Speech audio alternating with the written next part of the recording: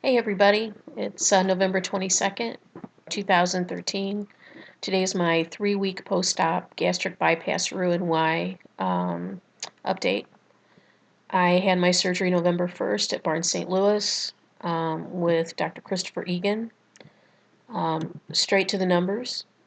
My height weight was 301. The day of surgery I was 287.6. When I was discharged on November 4th, I was 305, so I guess that's really my high weight. First week, November 8th, was 286.6. November 15th was 273.6. And then this week, it's only 272.6. So only a 1 pound loss this week. But I'll take it. It's a loss. And plus, there are some reasons for that.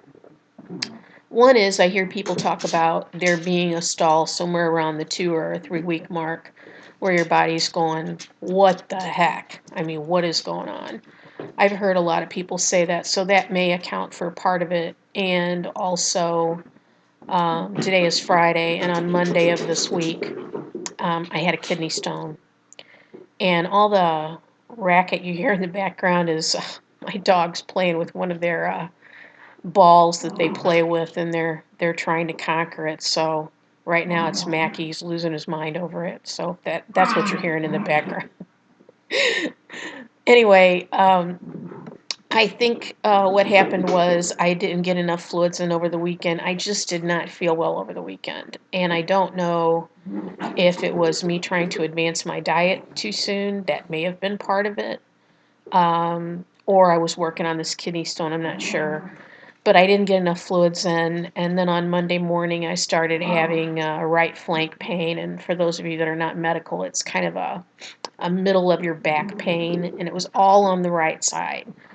So at first I thought I was getting a urinary tract infection, and then the pain really intensified about 2 o'clock in the afternoon. I mean, I was in agony. Went to the urgent care nearby. Unbeknownst to me, they do not carry narcotics. I thought that they did, or I would have never gone there. Got there, was there 30 minutes before they even saw me. I almost vomited in the waiting room. And then they proceeded to inform me that they did not have anything other than Toradol, which is like a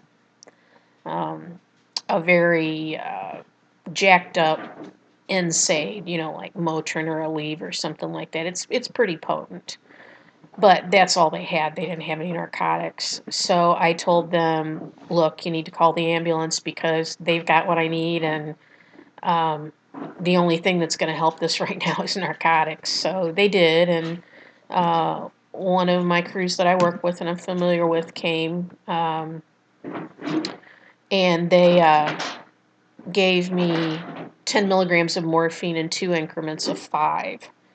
And really, that did not take the pain away by any means. I would say it took it from about an 8 or a 9 down to about a 5 where I could bear it, where it just wasn't so horrible. I mean, for those of you that haven't had a kidney stone, when people tell you how much they hurt, they're not kidding. They are miserable. So hope that you don't ever get one. Then when they got me to Mercy, which is really my hospital of choice, even though I had the surgery at Barnes, there was a wait, and they took me and put me by the triage desk in the waiting room, where I stayed for nearly 3 hours, which ordinarily I would have been really upset about that. But first of all, I was on a stretcher, so it wasn't like I was sitting in a chair. And then when I asked them to give me more pain medicine, they did. They came out and gave it, and then they also drew my blood and sent all that stuff off while I was waiting. So then when I finally did get called in, they were pretty prompt with the CT scan, and sure enough, it showed that I had a 4 millimeter kidney stone on the right, which I am yet to pass. Don't know if I'm going to on my own. Supposedly that's a 60% chance of passing it. I have to follow up with a urologist, which I have not done yet.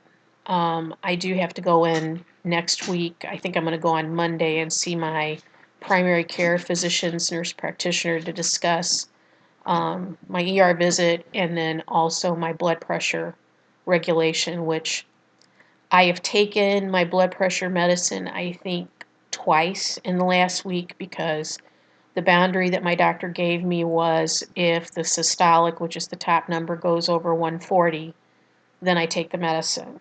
So one day I took a full dose, one day I took a half a dose. This morning I didn't take any for the last couple of days. So I'm not sure what exactly is going to happen there, if I'm going to end up being off the medicine altogether or if I'm going to end up being on something else that's a little bit of a lower dose. So that's still kind of up in the air. Either way, I'm pleased that I'm requiring less medicine. Back to the kidney stone. Since I got home on Monday night pretty late, well, they got me pain-free in the ER by going ahead and giving me Toradol on top of the morphine, and that finally made me pain-free. And since then, I've had some very mild flank pain, nothing serious. I haven't taken any pain medicine for it. I haven't taken any pain medicine for my surgical pain since I'd say last weekend. So hopefully I'm over the most of that. I did address the pain control issue with my surgeon's office, and the nurse practitioner there, I think, who kind of oversees the program, was very apologetic, wanted my complaint in writing, and was very upset that that had happened. And she said that it was never supposed to happen, that pain control is something that they realize is individual, and so she's going to take steps to make sure that that doesn't happen again to anyone else. Um, Otherwise, I'm feeling pretty good. Um, I think my energy is slowly coming back, but most of the time I feel well and I sleep really well. I don't know why that is, but I mean, I can rack out for 10 hours a night, and my husband will be the first to tell you that I rack out. So, anyway, sleeping really well. I think daily getting the water in it's a challenge because that's a lot of water. And I used to be able to just chug a glass of water. I mean, I would turn it up and drink it. It was no big deal. I can't do that anymore. Um, it's uncomfortable if I even try to do it, so I can't do it. Um, so it makes it a little harder. And I really enjoy drinking tea. And people who know me would not believe this at all. I have not had any coffee for like 3 days by choice.